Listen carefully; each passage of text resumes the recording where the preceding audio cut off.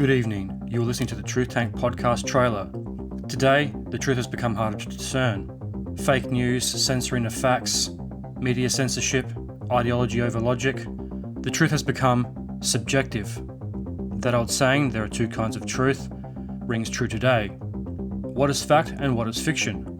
You can take the blue pill and go about your day, or you can take the red pill and take a deep dive into the world of conspiracies, history's mysteries, the hidden and the forbidden past, current and global events, UFOs, aliens and the UAV phenomenon, the world of the paranormal and high strangeness, as well as the ongoing war on pop culture and society, with the occasional movie review thrown in for good measure. If this has piqued your curiosity and you want to find out how all this ties together, join me, the Tank, every month for a deep and detailed dive into the hidden and murky world of the truth. You can find and follow the Truth Tank on Facebook and Instagram. You can listen and download the episodes on Apple Podcasts, Spotify, Podbean, Google Podcasts, iHeartRadio, Stitcher, Amazon, YouTube, or wherever else you get your podcasts from. May the truth be with you. Tinfoil hat not included. Welcome to another episode. Mikey on mute, your mind's implode. He's coming off mute for you. Feel the vibe, it's something new. Welcome, everybody, to another exciting episode of Mikey on Mute. As always, I'm your host, Mikey, coming off mute, not only to share my mental health journey, but to talk to others and gain their perspectives. Today, I am thrilled beyond words to tell you that not only do we have somebody that is a great friend on Instagram and a great supporter, this is my first guest from a whole different continent in the world. Ladies and gentlemen, today's guest is the host of You, Me, and a Podcast. Now, this podcast, it explores the diverse situations and stories that really people bring their struggles to, their experience and passion. Each episode really gets listeners to connect with guests. I really enjoy how you're able to talk and the humanity and just the how it goes back and forth. Ladies and gentlemen, please welcome my guest today, Sam. Thanks, Mike. Appreciate it. Do you go like Mike or Mikey? I always say Mikey because Mikey, all right. my dad's name is Mike, and Gotcha. to give myself a little difference, when I was in trouble as a kid, it was Michael, so I avoid that Ooh. one at all costs. Is No worries. Sam good for you, or? Yes. A bit the same. I avoid Samuel because that's when I knew I was in trouble. My mum would say, Samuel! Yeah. And I was like, oh, yep. Okay. So Sam. Yeah. Sam is good. Absolutely, yeah. Excellent. And for the listeners, if you haven't caught on yet, when I spoke about a whole different continent, Sam is from, and I really hope I don't butcher this name, Toowoomba. Is that correct? Yeah. Toowoomba. Yep. All right, Yep. perfect. Pretty good. And then just is it Queensland? I don't want to extend out the word Yep. land. Okay. Queensland. Yep. The state. Yep. The sunny state Excellent. of Australia. So yep. This is my first interview, almost a Mikey Down Under, if I'm going to give that charade a try. But super excited to talk to somebody. It is Friday night here as I record. It's Saturday morning for Sam. Really, really cool to be on different sides of the world and still be able to sit down and talk. It is. It's a bit strange. I think it is strange. Technology has come such a long way, and so to be able to just tell my wife hey, I'm gonna go sit down and talk to somebody in Australia real quick. Give me, I'll be back in a little bit. It's not a sentence I thought would come out of my mouth previously. So I know that we're the same age. We discovered that you have a birthday a little later than I do, but we're the same year. So it's really cool to connect with somebody that grew up at the same time that I did. Yeah, definitely. I think we spoke a bit on Instagram that it's we're a bit older now that we're like we both got kids. Yours are a bit older than mine, but it's good to like talk to someone that we grew up around the same time, graduated the same year at school as well. Though like you were in the US and I was in Australia, but just when you're talking about your on your podcast, like on your episodes, some of the stuff I can relate to as well because of the age. We're a similar age, and I'm thinking, oh wow, like this actually is quite relatable to me, like because we're both mid 30s.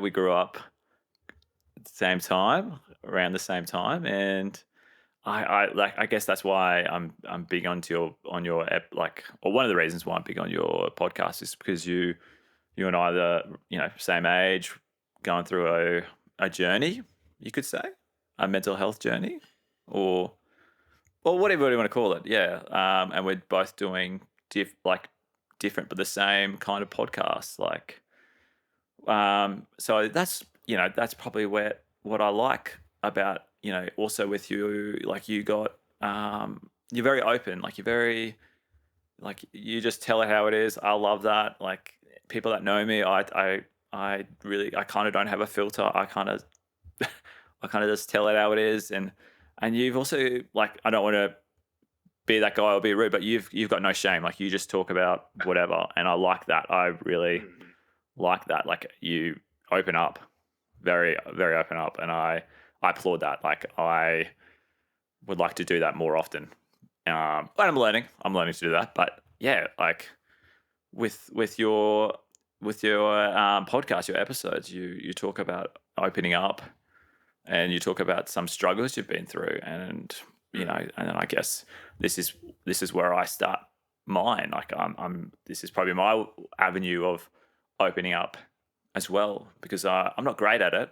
You can ask my wife, you can ask my friends, my family. I'm not great at opening up, so maybe this is my way of doing it. And I'm probably taking a page out of your book through a podcast, through video calling. And I applaud what you're doing, like, and the guests you have on as well. They're very cool. Like the ones what we're just talking about off air, like the ones you've had on were very very innovative for a young age. Very innovative, yeah. And I'm a bit jealous of that. Because I was never like that at 17 or 18 years old. God, definitely not. Sorry, I just rambled on then. Yeah. No, it's okay. It's okay. That's what we're here for, is to talk to each other. I appreciate all the nice things you said. I think it's really a interesting balance. When I'm on the podcast, very open, very vulnerable. In everyday life, I think my wife would also agree I could be a little bit more open and a little bit more vulnerable. For some reason, it's easier for me to speak it out to a world that I don't really personally know. For some reason, that makes it easier for me than to open up to people that I'm in close relationships with. And that's something I work with my therapist on. How can I bring out this vulnerability where it matters? Because I do love it on the podcast. I really do enjoy being as open and straightforward as I can, and connect with people that way. So just I want everyone to know that this is still a journey for me as well. This is not me figuring everything out, but I do appreciate the kind words there, Sam. I really, really do. Oh, that's good. That's good. Yeah, what we're talking about off air, like with being the same age, and you were saying like that you find it hard getting out of bed. How'd you go this morning?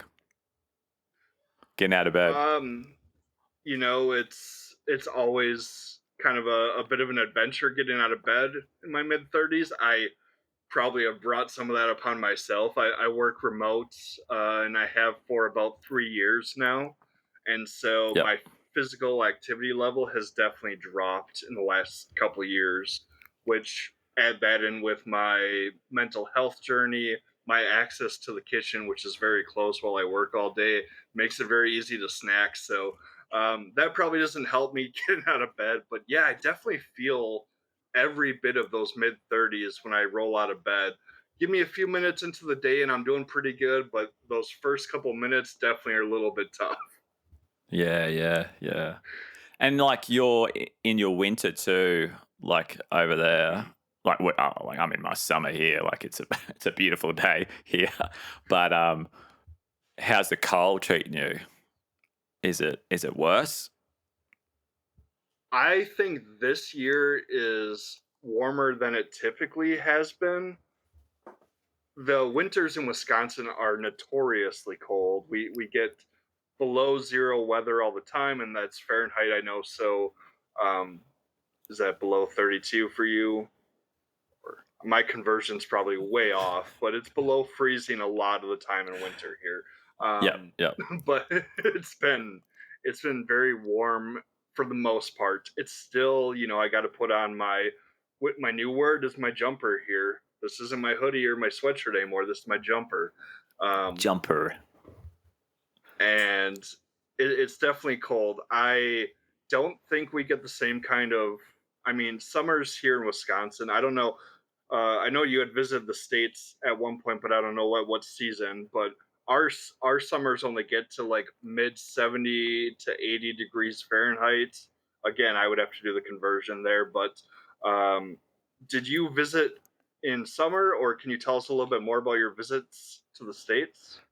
Yeah, sure. I was traveling through Europe a few years ago, and I met a guy. He was American. His name's Ryan. Shout out Ryan if you're ever listening. I think he lives in Florida now, but him and I became like really good friends. And this this is well before I met my wife, by the way. I was a young single man. Anyway, and we got talking after we traveled back home because we traveled a lot in Europe, and then we just talked. And he said, if you're ever in the States, come visit me. And he lived in Racine, Wisconsin. Racine. Yeah. Yep. Racine. That's okay. And I, yeah. All of our towns sound like someone just threw a bunch of letters in a bucket and went like this. That's how our town sounds. So Okay, cool. Oh, good. So I apologize if I butcher them. So yeah, I was like, all right, cool. And then I booked a trip to Canada and went to Canada. And then I was like, oh, I'm going to go to the States too because it was close. And traveling to the States is quite easy from Canada. I think with Australia, everything's so far away. So it's like a 12, 13 hour flight, I think, from where I'm from to say LA, and that's the closest port. So like it's a long journey. Anyway, so and then he said, yeah, if you're ever nearby, let's go. And this was probably about summer. Yeah, May, June, around then, May, June. So, and like I don't really remember being too hot though. Yeah, like I think like I didn't wear shorts, I don't think. Like I think I wore long pants and jumpers, like sweatshirts. mhm. Yeah, like we went to Milwaukee as well, and that was pretty cool. Like Milwaukee is a cool city. We went to Chicago, and Chicago was a lot colder, I thought.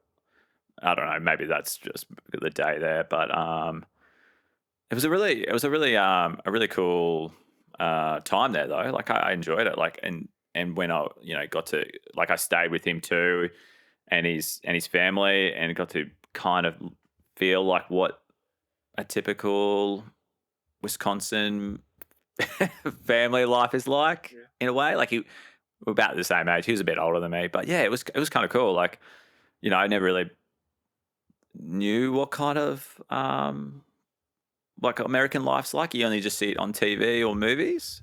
So that was kind of cool. And then yeah, I traveled again. Like I parted ways, and he had to stay, and then traveled off. But yeah, like it was really cool. Like But you're not from Racine or Milwaukee, are you? You're a bit further Yeah, away. so Yeah, I'm about an hour and a half north of Milwaukee, yeah, roughly. yeah. Have been in Milwaukee plenty of times. My wife is from the Milwaukee area, just a town just outside of there. Love going to Milwaukee. It's such a cool experience to be able to do a lot of things there, even from here. But yeah, so the closest big city I'm near is Green Bay, and I know we chatted very briefly about how you had kind of learned a little bit recently about the NFL. So Yeah, I'm a yeah. Packers fan. Nice, nice. I have only just started, probably like the last 2-3 years, just starting to get into it. Yeah. Because like it's our summer in when the NFL season starts, and there's not really much sport in Australia then. So a lot of Australians watch American sports, or they watch English, like European soccer or football, they call it. Yeah. So you'll probably find that a lot of Australians love NFL, they love NBA, they love baseball, a little bit of hockey, not too much, but yeah, like NFL, NBA is huge in Australia, I find. Yeah. Yeah, I love absolutely. watching it. I've had a few different chats with another Australian creator, the Truth Tank. Oh, I've yep, talked to yep. him on Instagram a bunch, and I swear he knows more about the NFL than I do some days. The way he's talking to me, he's like, "Did you catch this game?" And I'm like, "I did, I did. How did you catch the game?" So, uh, but that's really cool. He explained a little bit of Australian football to me, and so I looked into it a little bit. I think I looked up some YouTube videos. yes. It's really cool to see the different sports as the world go around. And like you said, you didn't really know what to expect coming to America, just like I wouldn't know what to expect going to Australia. Is it all rugby and kangaroos? No, there's definitely more to it, I'm sure. Um, but I think I've said it about 15 times. Once my getting my passport is on my list for this year, and I think with all these different connections, Australia definitely has to be on my visiting list for later on in the year. So fingers crossed there. For sure, man. It's a long flight though for you. Yeah, Just remember yeah, that. Yeah. it'll be quite the flight, that's for sure. I really appreciate, we've spoken a lot about how you enjoy my podcast. I enjoy yours. You, me, in a Thank you. podcast. Really, connecting with different people that have stories to tell in much ways. Like you kind of said, we have similar outlooks on how to podcast or what to podcast about. So it's really refreshing to just listen. And I guess I want to hear a little bit about what brought you to start You, Me, in a podcast. Yeah, cool. So I've always loved podcasts for a few years, and I'll listen to a bunch and whatever varieties of them. So constantly listening, sometimes watching them too, and I wasn't doing too well like mentally, which I'll probably go into later. And I was really struggling. I just felt really lost at a point, and I needed to get help, and I got help through a therapist, and I still see him today, and he's helped me through a lot. He's been a big part. My wife, she's been a big part of that too. She's helped me a lot, and just one day I was just in a therapy session, and my therapist just said, "You need to do something for yourself. You need to do something that makes you happy." Because I was working a lot. I got 2 kids. Just other things. But he's like, "You're not making time for yourself, and you need to do something for yourself that you like." And it just came to me one day, and I was listening to a podcast, and I was like, "Oh, I could do this. I could make a podcast." And then I just said to my therapist, I just said, I think I want to start a podcast. I said it to my wife.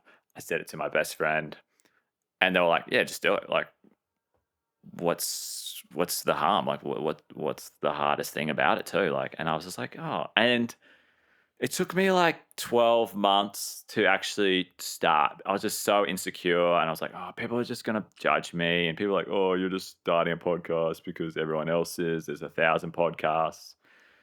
And I don't know. Like, I felt really like, oh, I don't know how to start it off, And even though I watched videos on it, I like asked people, how do you start? And like I knew the instructions, like I knew how to do it, but I was just so insecure about it.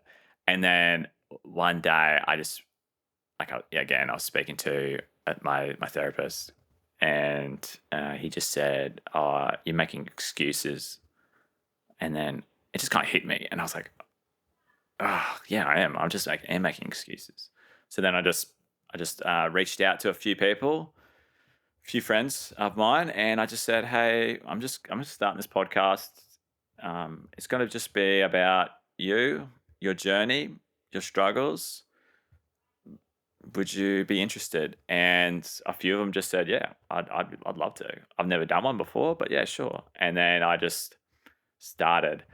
And why I like doing it, and what my podcast is about, if you haven't heard any episodes, like anyone that listening, it's just about some like people's lives and how they go through life or what they've been through. Because in my job, I'm a parole officer. So, someone that is released from jail, or they get a supervision order from court, I supervise them. So, make sure they're doing the right thing, making sure they get help, all that kind of stuff. And I've been doing it for over 12 years. And I love my job. Absolutely love my job. And you don't really know someone until you speak to them, and a lot of people I've spoken to have had some real struggles, real struggles, or they've had some very like horrible things that have happened to them. And not that I'm excusing their behavior, but you don't really know someone. Like, you might see someone walking down the street, and you think, oh, they're a criminal, or they're a thug, or something like that. But when I see people, like I put that away, and I'm like, you can't judge. Like, I don't like the saying, never judge a book by its cover, but you can't judge people on their looks. You need to talk to them. You need to know their story. You need to know what they're all about. And doing that for 12 years, there's a lot of people out there I've spoken to that you wouldn't pick what they've done or what they've been through, because a lot of them have had a lot like hard lives, or they've been through extraordinary things, or they've had some trauma in their life, and they just need help, or and that's another story for another time. And I was like, yeah, like if you just, and a bit like yourself, we're talking off air, like Mhm. you wouldn't pick that with you, would you? Like, the stories you've told, you wouldn't pick all that kind of stuff. And so when I've listened to your episodes, I'm like, wow, this guy is like, Mikey is so extraordinary. Like, what you've been through, the struggles, the challenges, I don't know how you did it. One episode, which you probably know what I'm talking about, I honestly didn't know how you did it, like how you got through it. And I was like, wow, that's incredible. And so with my episodes, people, they just open up, and I ask them, and I think I've got that's a bit of a strength of mine. I can get people to open up bit by bit, and I don't ask them personal questions. I just ask them like how they got into that profession, or how they got through their struggles, or what's next, or what they want to do. And and that's incredible. And they always say to me afterwards, like, thank you so much for that. Like, I've never really told my story. And I'm like, you know what, that's fine. That's fine. Like, that's what I do. And I love doing it. And I love my job. I love what I do. Like, don't get me wrong, it's sometimes it's very hard and very, very exhausting. But you know, and I'd love to continue doing this podcast that I'm doing. You know, I'd love to share my story as well eventually. Like a bit by bit, I'm going to probably open up on each episode, you know, but it's not about me really. It's about them. And you know, the name, right? You, me, and a podcast. It just came to me one day. Like I was like, because that's what it is. You, me, and a podcast. We're just talking, you know, nothing specific. It's just two people talking. And maybe one day, Mikey, you can be on it. We'll do an episode on mine. What do you reckon? What do you think? Absolutely. I would 100% love to be on You Me in a Podcast. I could tell from our offline chat that you're someone I want to talk to on a regular basis. And so whether that's on a podcast or just staying in touch, like I'm super pumped, and I am 100%, like I said, sign me up. I'm all for it. Cool. And you can tell me some more NFL tips and that too. Like I need to get my NFL knowledge a bit better because it's a bit poor. But yeah, no, thanks. I enjoy your episodes though. I really enjoy them. And also how you're interviewing, your style, the way you just have this way of being open, being like just kind of brave about your journey as well. You know, I love that. Yeah.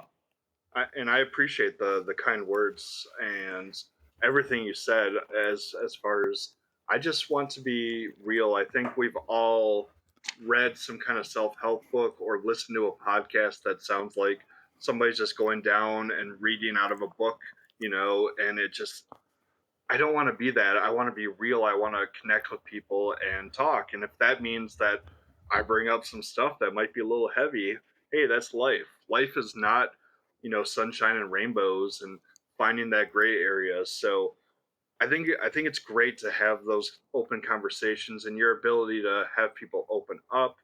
I think it was an amazing insight from your therapist as far as finding something that you want to do, you know, a little bit of me time. It's hard to carve that out. At least it was for me, because I always was told, take care of the family, take care of everyone around you. And there was never really, you know, a priority like, okay, well, maybe if there's time, you can do something fun. So it's hard for me to, you know, justify, hey, I'm going to go take an hour or two and do something that's just for me. I am getting much better at it. I went and saw that mystery movie the other day that we were chit-chatting a little bit about. Oh, yeah. Was it good? It was. And like I said, it was such a good price point for $5 for the movie that I couldn't pass it up, even if I didn't know what it was. $5. I know, like you can't get anything like that for $5 anymore. So I was like, of course, getting the popcorn is still, you know, a large chunk of change. But yeah, of course. I know that when we sat down, or I guess sat down and typed, but when we were first connecting, you wanted to make sure we talked about, you know, awareness of mental health, how it's viewed growing up. I'm really interested that even though we were the same age, how mental health was viewed in your household, or any trends you've noticed maybe in how people grow up in Australia. Is it a priority? I just want to hear a little bit more about that. Yeah, that's cool. So where to begin? I think with mental health now in Australia, it's, you know, it should be a priority, but it's not. I hate to say that, and I mean it's come a long way since I was a kid. You know, when I was growing up, you know, you didn't really see a counselor or a psychologist or a therapist. You know, it was deemed you're weak, you're not a man. You know, only real crazy people see them. And if you reached out for help, you know, you were looked differently. So over the time, I feel like people, and you know, probably COVID has helped in a way in that people are more vulnerable and people are more willing and people are more open to get help, because it changed the world and it changed the course of history. I'm not putting my views or anything on COVID. I'm just want to make that clear. People may think whatever about it, but I just want to leave that on the side, if that's okay. But yes, I only just started seeing a therapist in 2020. So, just when the world was just about to open up, like end of 2020, actually. So, COVID was still a thing, and there was still social distancing and all that kind of stuff. And in Australia, there was all these protocols and that. So it got me. I was working from home, and I was not coping because of a number of things. And I just, I just one day was just saying everything that's happened in my life, because a few funny things, and I don't mean funny, haha. A few things have happened in my life which I'm not really open about at all, and I've only told a couple of people, about stuff, and I just said it out loud to myself, and I said, oh wow, I need help. I think I need to talk to someone. And I said to my wife that night, I said, I'm going to go see a therapist. And she said, about time. You should have seen one years ago. So to bring it back a little bit, growing up, both my parents, they suffer from mental health. They both have depression. My dad has severe depression. He's struggled with it his whole life. He's been admitted into mental health wards. That's probably something that people don't really know about me, but it was tough. And I don't mean like I had a bad life or I've had it the worst. I just mean it was tough. Seeing your dad or seeing your mum, struggle with it is not easy. And as you probably, like on your episodes, you've mentioned, seeing your parent struggle with physical health or mental health is not easy, because you feel useless. Like you feel like you can't help. And I was only a kid when it happened, growing up. And so, and I didn't tell anyone about it. I don't know, like I just kept that secret because I was a bit ashamed of it. And I was like, oh, I don't want people to know that my dad's in the mental health ward. I don't want people to know that we're struggling. Like I felt really isolated. But, just as a typical male in Australia, you just white knuckle it. You just bury it. You just suppress it. And I thought, you know what, I'll deal with it later. I'll deal with that later. I'll just focus on school, or focus on work, or focus on whatever. I don't want to show any signs of weakness. When I was a young kid, I was at a school camp, and look, I won't go into it too much, but I was molested as a kid. And I didn't tell anyone about that for 20 odd years. And I didn't know what was happening at the time, and I just knew it was wrong, And I was probably about 9 years old, and I just was like, I didn't know what sex or anything like that was. And I just was like, this is not right. And I've spoken to my therapist about this, and I've spoken to other people about this. And I just, put it down. I just buried it. And then about 31, when I was about, I felt like something was opening up with me. And I told my wife, this happened to me when I was a kid. And she was shocked. She was like, oh my God, why didn't you tell me? And I said, I don't like opening up. I don't like telling people things, because when you say it out loud, then it becomes real. And also, I don't know how people are going to take it when I say stuff like this. Like, I don't want people to feel sorry for me, or I don't want people to view me differently because this has happened, or because, Sam's parents are like this, and my wife was like, you shouldn't care what other people think. This is you. This is huge, Sam. And speaking to my therapist about it as well, like he also agrees. Like he said, that's a lot to suppress. That's a lot to just keep in. You need to open up a bit more. Maybe journal. So I've been starting to journal a little bit there. I should do it more often. Start to open up, and this is probably something that this is kind of new too, like opening up about stuff like this. Like, I've told a few people now. Never told it on a podcast, but that's all right. But I feel good about it actually. But and then it's just something that I should be not telling the world yet. Take it in a slow but steady pace, I think. And when we were speaking, on Messenger and that, and about why it's meant, like we were talking about mental health and why it's important and that, I think it's so important because, like I obviously grew up with it, and and it kind of has a big influence in my life. I studied psychology at university. I've always had an interest in it, and I want to help. I want to get help myself. I want to keep getting help. I want to keep seeing my therapist. I want to keep getting help. I want to help others. I want to keep opening up, because I feel like the more I do stuff like this, like journaling or opening up to others, it helps. And we're probably in a better way now. Coming back a little bit. Sorry, now we're coming back now.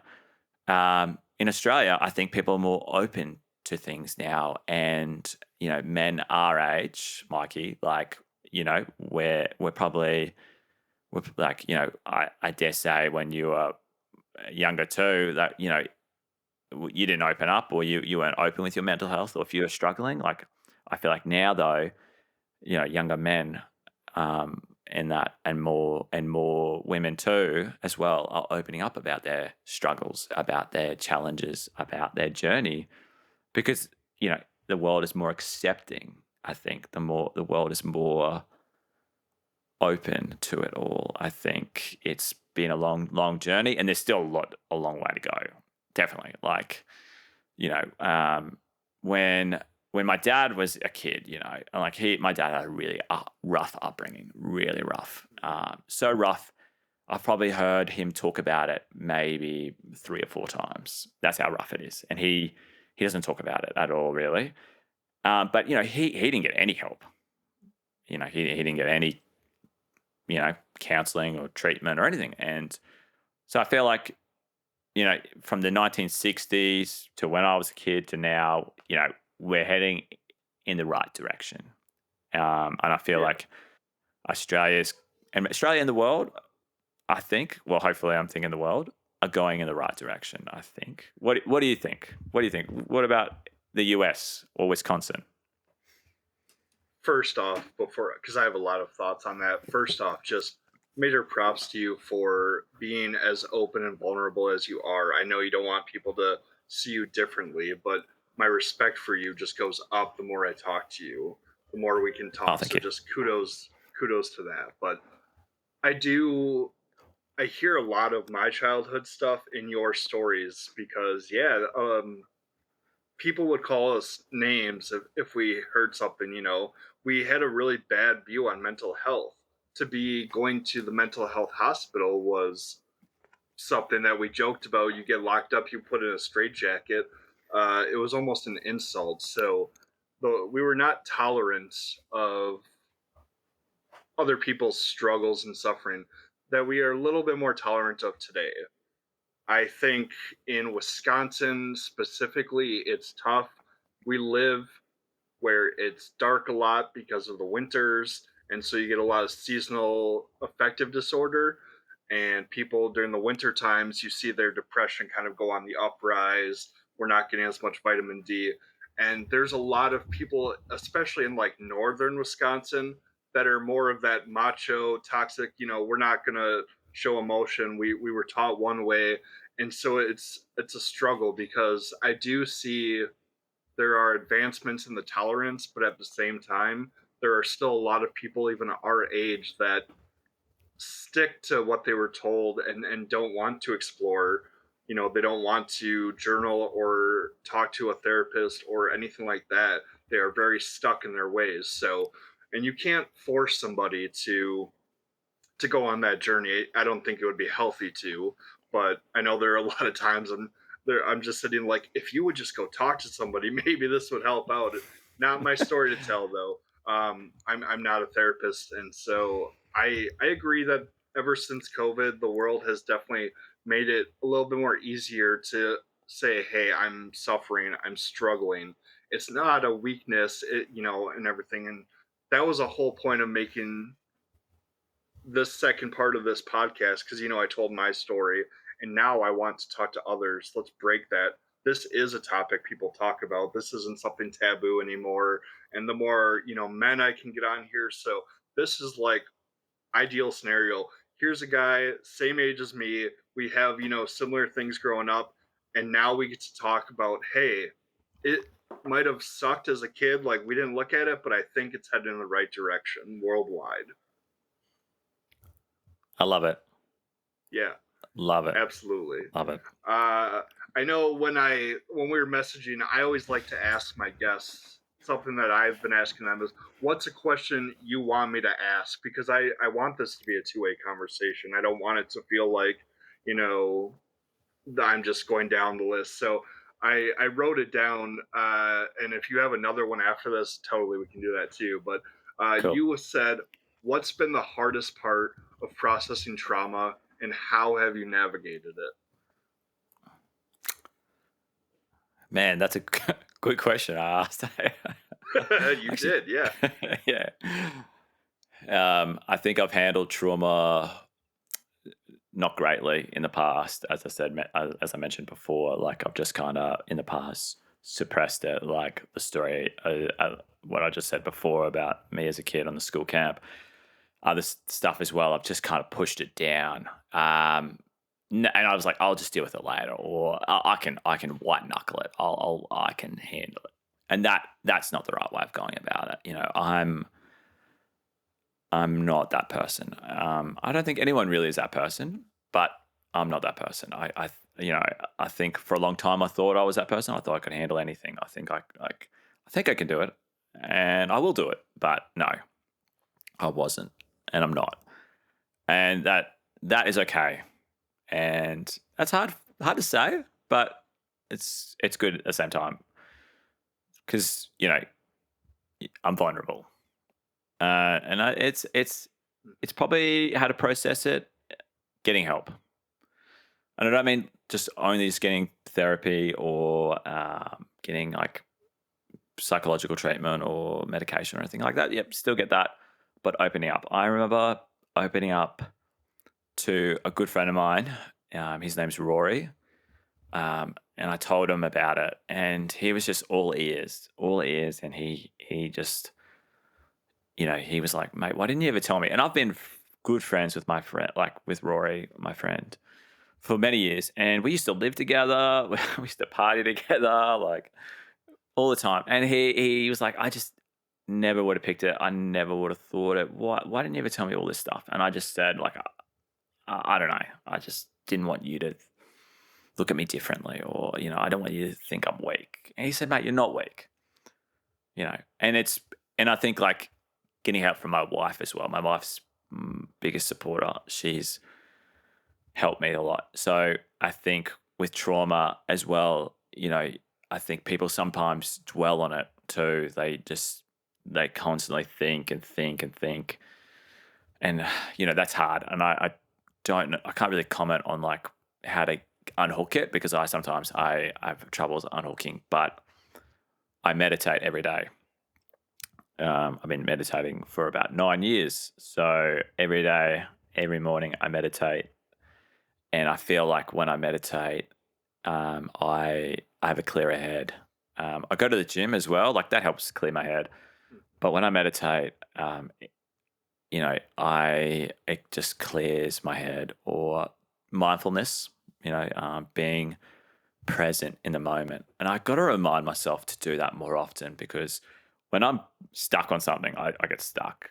I think a lot of people can agree that when something's bothering you or or you get hooked on something, it's harder to let go. And for me, that something I'm not proud of because it will just hang there. But I got to be mindful that it's hurting me and it's hurting others, and I need to let go. And letting go is hard. Forgiveness is hard. Forgiving other people is hard. That is hard. And a good friend of mine, his name is Matt Brown. I don't know if you've heard of Matt Brown. He is from New Zealand. Him and his wife have this movement called She's Not Your Rehab. And, any family violence, domestic violence, they're big on addressing that. Anyway, he said to me, forgiveness is not about them, it's for yourself. You got to forgive for yourself so then you can not just let go, but move forward. And that was hard to hear at first. And I thought, yep. And, a couple of people have told me that. My wife as well, my therapist said, you got to forgive and do it for yourself. And so I think that's what I'm going with as well. Like the stuff that's happened, I've got to forgive myself as well. Because, at the time, I knew only what I knew then. And sometimes I beat myself up about I should have done better, or I could have done this better. Maybe we all do like that, and maybe we all think like that. But for me, I do that. I'm my own worst enemy in that. And I think, I've got to forgive myself. I've got to really forgive myself because it's not I'm not saying it's not easy as well, letting go or I think it's all relevant in a way as well. But for me, letting go and forgiving myself is something that I've started a couple of years ago with my mental health journey, and that I'm still constantly doing to this day. Does that answer my question? My deep question? I forgot I even asked that. I forgot I asked that. I was like, geez, that's a good question. Well, give yourself credit for that because it was a great question and a great answer. And I think you're spot on. One thing that I have been working on, and lately, and it's always going to be something I work on, is being more compassionate to myself. I really do struggle with that self-compassion and forgiving myself or letting things just be, not holding myself to some higher standard or using those should statements that you kind of mentioned, I should be doing this, and trying to stay away from that. It's really tough. We are programmed from our childhood and everything like that, whether it's different experiences with trauma or how we were taught through media. It's really tough. So I love seeing that people work on self-compassion. It's something I need to work on. And I also wanted to touch on, you said something about, people dragging things on and all of that. And I think I was a big component of that.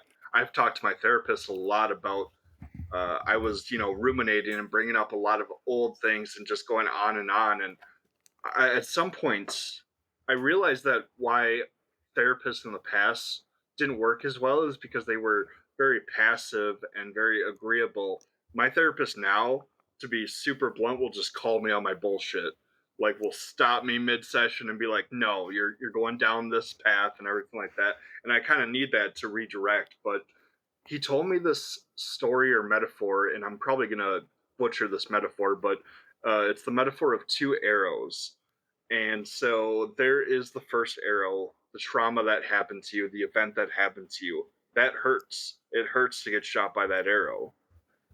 The second arrow is the one that you allow because you keep, dredging through or pushing it back further and suppressing it, or you're just complaining about it over and over. That's that second arrow that keeps that pain hitting and complaining hitting. And he basically said to me, you are in control of that second arrow. If you don't look at it as a reason to complain or an excuse, a big thing for me is not using mental health as my excuse, because that's who I was for a long time.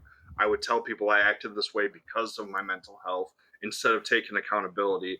To this day, I still have to, struggle that. So I love that metaphor of the second arrow, because if I can be more mindful of, am I walking towards, a way that eventually that first arrow will work itself out, or am I doing something, whether that's complaining about it or not actively doing mindfulness or something negative that's pushing that second arrow into that back and really hurting even more. I love that. I absolutely love that. It kind of hit home a little bit when you said the second arrow, because I Yeah, was like, that's me. I do that. The second arrow is probably the most painful arrow. it really is. And Sometimes, yeah. yeah, and we, I guess when I was talking to my therapist, it was one of those days that I was like, "Oh, you got me today! Like you called me out."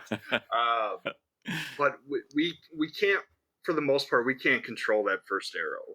Things are No, going to happen definitely not. to us in life that are out of our control, and it's hard to realize that. I think a lot of us put blame on ourselves when bad things happen to us, and understanding that we didn't put that first arrow there for the most part. There are probably Most part, yeah. situations where people have, but yeah, Yeah. it really hit home when he was like, "Are you doing something to take care of that, or are you just letting that second arrow dictate? Okay, I'm still in pain, I'm still grieving, I'm still this." And I, it was kind of like a light bulb moment of like, shit, am I doing things that are not like, am I being my own worst enemy and making this into a cycle, like a circle? It's not going away because I keep doing this action. So it was really cool to get something reflective. And I love those mindfulness things where I have to be more mindful. I know, like, when I'm in a lot of my, panic and anxiety for myself is driven by thinking strictly with emotion. When I'm in a panic Mm, attack or I'm highly anxious, I don't have logic. And I love logic. mm. I love breaking down how Me things too. work, Me too. and understand. And it's one of those things, like when I'm in therapy, I can sit there and almost dissect an action that I did. But in that moment, I'm not thinking with logic, it's all emotion. And so, how do I be more mindful and be a little bit more present each and every time, and finding that it's hard. 100%. 100%. A episode I just did recently. I'm not sure if you've listened to it. Ben Kitley, he's a friend of mine. He's an Yep, I listened alcoholic. to Ben's episode. Yeah, It was a really great good guy. episode. Thank you. Yep. Great guy. He said to me that, and he says it in the episode, that the people that are most happy are the people that live in the present. If you live in the past, you're just blaming what happened, or you blame yourself, or like, oh, this happened to me, so whatever, I'm gonna be like this. Um, and then people that live in the future, they're too anxious, they're too worried about what's going to happen. But people are living in the present. Their only thought, they're only thinking about now. And he said that that really hit home, and I was like, damn, I've got to be more present. I think about the past, I think about the future. I don't think about the present. And when he said that to me, I'm like, I need to be present. I need to not stop thinking about that second arrow. What you said, Mikey. Yeah. That is just tearing me down. I need to start thinking about, okay, yeah, that happened to me. It sucked, or whatever. Like, but let's think about now. Because if I'm thinking in the future as well, like, or like, you're gonna get anxious, you're gonna get worried, you're not gonna you're gonna get lost in a way as well. You're gonna lose yourself. And I think maybe also that's probably happened with yourself, like listening to your episodes, and getting to know you as well, thinking about this happened to me, so it's going to happen to me in the future. Does that relate Yep. to you? It 100% it does. Yeah. I have let the past really dictate a lot of things that are apparently going to happen according to my head because they've happened in the past. I struggle with it extremely in my relationship with my wife because I had such a traumatic marriage previously. that I have these, things that I'm just set on. These are probably going to happen. People are going to leave because in the past people have left, and I Mm, try not yes. to. The I guess the phrase is like, don't bleed on those that didn't cut you, Oh, and I I love that struggle saying. because I know that I put my wife through a bunch of emotional labor. She's a great support system, but I know that I've projected the past things on our current relationship sometimes, and so I try to be more mindful. It's so hard time to just like, okay, that stuff did happen. It's not happening now, and to tell my brain like, don't think it's going to happen in the future just because that's the Yes. only evidence you have thus Yes. far. And 100. that's tough when when uh when we love logic and evidence. My brain's like, no, we've seen this happen 5 times or whatever it is, and we know it's a trend. And trying to understand like, okay, it's gonna get to a point. My therapist told me like, it might happen. He's like, worst case scenario of your fear of your wife leaving, what's the worst case? And I'm like, well, she leaves. That would be the worst case scenario. And he goes, okay, that would be not fun. He goes, but you'd still be here, wouldn't you? And I'm like, well, yeah, I just, it wouldn't be happy, but I would be here. He goes, okay, well, you would be here. You can never go back to square one. You've built yourself some tools. You would keep pushing forward. Even if it's Mm, something I don't want to happen, he just kind of said, worst case scenario, the bad thing you're worrying about is going to happen. So why drive yourself crazy worrying if it is, and just let it, if that's how things are going to fall into place. wow. I know. That's, yeah, God. Sessions with my I, therapist are so fun, I tell you. yeah. Oh, wow. Oh man, I I think we could sit here and talk for hours, Sam. Like I look down at my timer here and I can't believe that we're almost at an hour mark. I before we get to all that stuff near the end of the episode, I just want to make sure you know that I'm very much looking forward to being on a future episode of You Mean a Podcast. I'm looking forward Nice. to down the road having you back here because this has been Nice. a blast. Um, Before we get into that, what can we promote for you? I know we want people to listen to the podcast. You Mean a Podcast. It's Spotify, Apple Podcasts.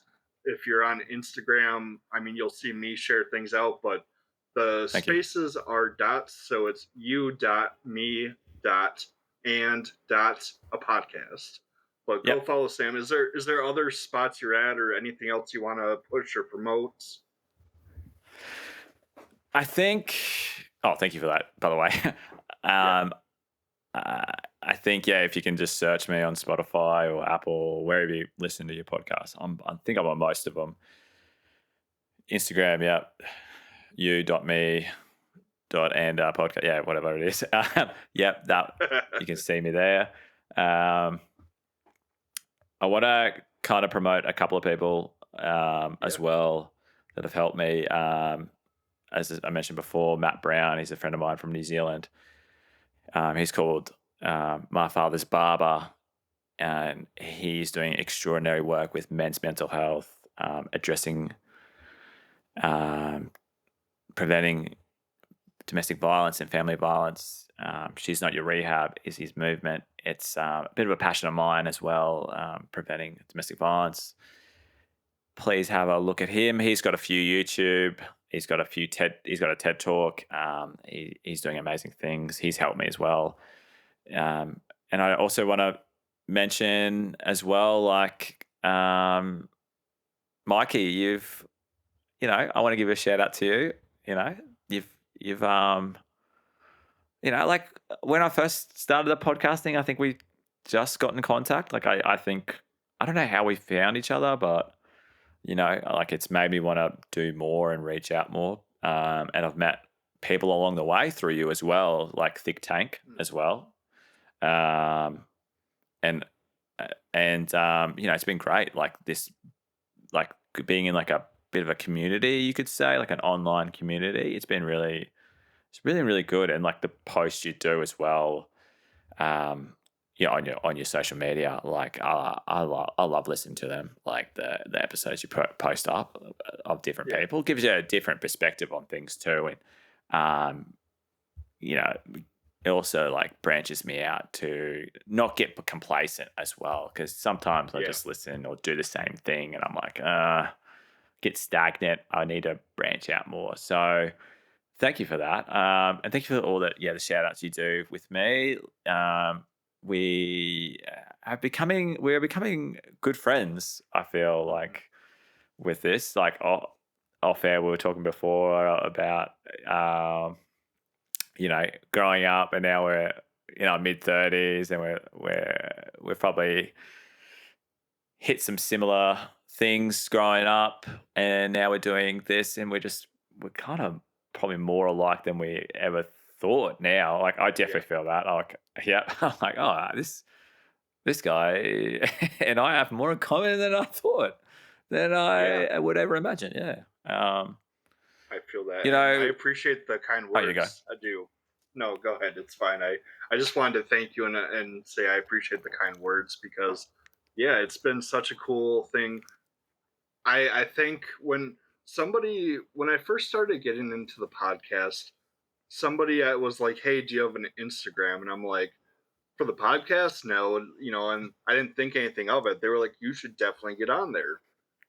So I checked it out, and I think it was just like, I followed one account, and then, hey, I like what this person does. I'm going to check out a few of the people that follow them. And I think it just kind of like expanded into this networking. And it's so cool to have this, like you said, community. Like, I know that I have these people that I can come to and support and feel support from. I can go to you, I can go to Tank, I can go to all these different people. And cheers, Big Ears. We'll just keep it in Australian. Oh yeah. He's funny. Range. Funny guy. Great guy. It keeps me going, because when I first like got into podcasts, just listening, it wasn't self-help. It was true crime. Like, I love true crime. It's one of those things that I think either speaks to you or doesn't speak to you for the most part. But so there's a lot of people on my Instagram, like Thick Thighs Creepy Vibes. They're always sharing things out. They do true crime, and so it's really neat to have this. And like I said, this community keeps growing, and I'm excited. I'm really excited to continue building this friendship with you. Like I said, I think we could sit here and talk for hours, and it would, not feel like minutes have gone by. Yeah, it's like bedtime almost for you. What time's it over there? 8:11 p.m. So it's creeping on, bedtime, and I know that it's getting to probably lunchtime for you now, huh? Yeah, it's about 12:11 here. Yeah, p.m. Yeah. So a little bit of time difference, but a little 16 hours. I think we calculated. Yeah. I think so. Yeah, I think that's what we find. I know we did it a few times because we're like, I don't want to be off, and I'm just checking. Is this the time right now? Yeah. I just finished a episode with this great guy Chris. He's from Scotland, and we got our times mixed up too. So there was a bit of anyway. We got there in the end, but like Australia's just so like far away. I always forget like this big time difference between like yourself or like Chris. He was in Scotland, and I was like, "Oh, can you do this time?" And he's like, "No, I'll be asleep, mate." And I was like, "Oh, all right." I know it was a little bit of a struggle to figure out, like, how do we do this that's not an inconvenience to either one of us. So it's like crazy to me that here we are talking. We're in this moment together, but I'm in Friday, you're in Saturday, like complete opposite sides of the world. You have summer, I'm in winter, but we're still able to connect, and I think that's just one of the coolest things about all this. Yes, it really is. So yes, I love it. Excellent. Thank God for technology. I know, right? It's really helped out.